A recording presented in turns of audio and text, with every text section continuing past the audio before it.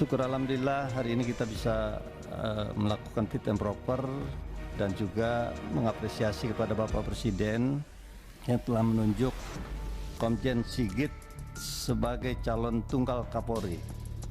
Ini komjen yang termuda yang dipilih, ini luar biasa, dan Polri solid. Alhamdulillah. Pak Sigit ini polisi yang cerdas dan juga bertangan dingin. Dengan beliau ini semua beres.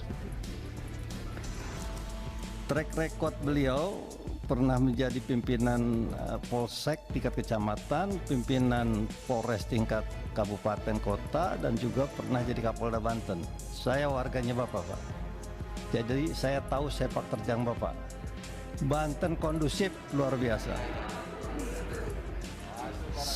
Saya ini kalau ngomong salah aja dimarahin ulama di sana. Bapak orang Banten saya. Saya orang Banten. Dan beliau pernah kadif propam juga. Jadi tahu betul polisi yang buruk, polisi yang nakal, polisi yang jelek. Nah sekarang terusin Sambo itu ada. Irjen termuda di situ ya. Luar biasa. Dan juga pernah jadi kabar eskrim. Kabar eskrim ini tahu siapa-siapa penjahat, pelaku cybercrime dan criminal justice.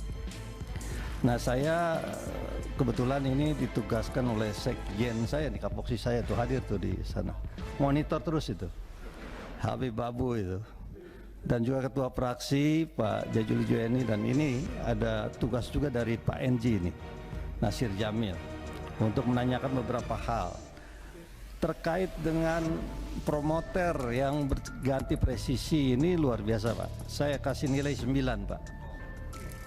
Makalahnya sangat bagus dan saya senang membacanya. Maka oleh sebab itu saya ingin menanyakan beberapa hal.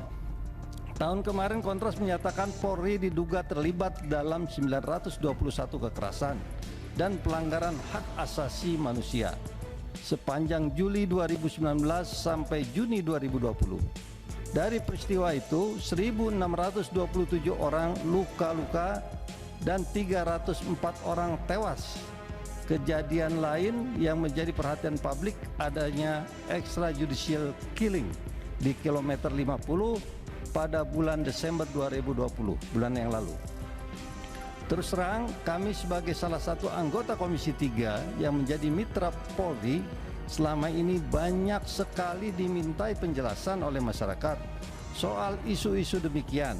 Misalkan kenapa penanganan demo kok represif? Kenapa pelanggaran prokes sampai dibuntuti? Kenapa pelanggaran prokes sampai membuat 6 nyawa melayang? Kami sendiri pun selama ini mengalami kesulitan untuk memberikan berbagai penjelasan kepada masyarakat.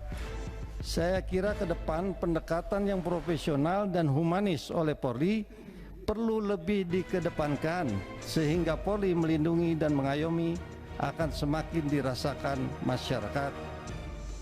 Oleh sebab itu, sesuai dengan pasal 1 ayat 3 konstitusi kita, negara kita adalah negara hukum, rule of law, Rechtsstaat. Dalam rule of law, prinsip-prinsip yang harus digunakan adalah supreme of law, equality before law, due process of law. Oleh sebab itu, mohon penjelasan dari Jenderal, adakah desain yang akan Jenderal laksanakan untuk membuat pendekatan yang lebih profesional dan humanis? Adakah pola khusus yang akan diterapkan agar tidak lagi terjadi pendekatan yang represif? Tolong dijelaskan kepada kami bagaimana desain ini ke depan. Baik, masalah kejadian extrajudicial killing yang direkomendasikan oleh Komnas HAM, tentunya kami dalam posisi sikap mematuhi dan menindaklanjuti rekomendasi dari Komnas. Tentunya kita akan ikuti, namun harus dibedakan bahwa protokol kesehatan itu harus tetap kita tegakkan, karena keselamatan rakyat adalah hukum tertinggi. Bagaimana supaya masyarakat tetap bisa kita jaga. Kita lihat sampai hari ini angkanya sudah di atas 14.000, barangkali 13-14.000. Kalau baik, cukup saudara calon, waktunya sudah habis. Jadi begitu Pak, protokol kesehatan harus tetap kita proses. Untuk masalah kilometer 50 kita ikuti rekomendasi Komnas. Terima kasih Pak.